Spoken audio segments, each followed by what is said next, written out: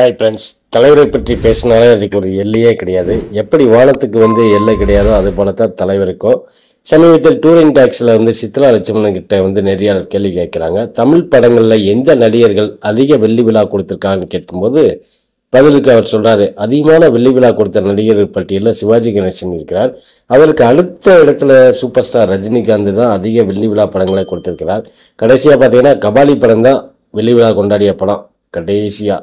So இவங்க ரெண்டு பேரும் தான் அதிக சில்வர் ஜூப்ளி கொடுத்த நடிகர்கள். மேலும் இந்த காலத்தில் ஒரு படம் ஒரு வாரம் ஓடுறதே பெருசாக இருக்குது. எங்கே வெள்ளி விழா கொண்டாடுவது அப்படி அந்த சூழலே கிடையாது. அப்படி இருக்கும் பட்சத்தில் வெள்ளி விழா படமா அப்படின்னா என்னன்னு கேட்குற நிலைமை தான் இந்த காலத்து 2K கிட்ஸுக்கு இருக்குது.